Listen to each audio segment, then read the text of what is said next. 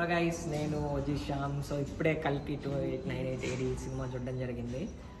So first of all ఇప్పటి వరకు tickets ఎవరైతే బుక్ చేయలేదో వాళ్ళైతే ముందు వెళ్ళి బుక్ చేసుకోండి. తర్వాత 7 వీక్స్ వరకు 7 డేస్ ఆర్ 7 వీక్స్ ఏమో ఎప్పుడైతే అప్పుడు టికెట్స్ అయితే అస్సలు ఉండవు. క్రేజీగా ఉంటుంది మూవీ అయితే.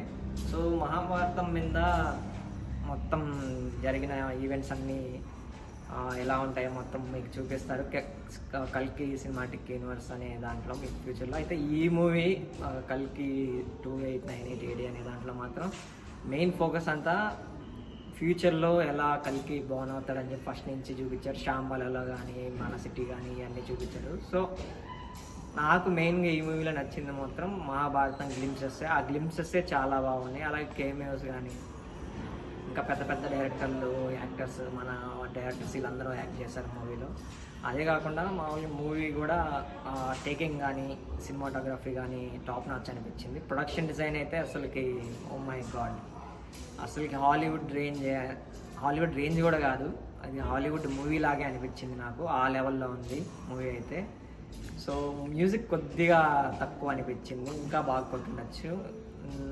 అదే కాకుండా ఇంకా cinematography, production design, everything, Prabhas acting కానీ, కమల్ హాసన్ యాక్టింగ్ కానీ, అండ్ బిగ్ బి యాక్టింగ్ కానీ అసలుకి చాలా చాలా అయితే చాలా బాగుంది.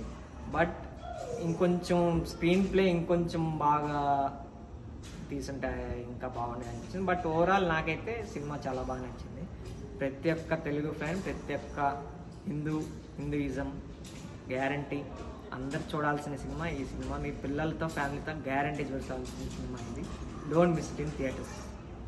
సారీ గైస్, ఇందాక ఏదో తొందరలో మర్చిపోయాను. బట్ ఐ థింక్ కలెక్షన్స్ వచ్చేసరికి ఈ మూవీకి 1000 to 1500 crores వచ్చే ఛాన్సెస్ చాలా ఉన్నాయి. ఎందుకంటే కాంపిటీషన్ ఏమీ లేదు అసలు. లాస్ట్ టైం సలార్కి చాలా కాంపిటీషన్ ఉంది కాబట్టి కొద్దిగా తగ్గాయి.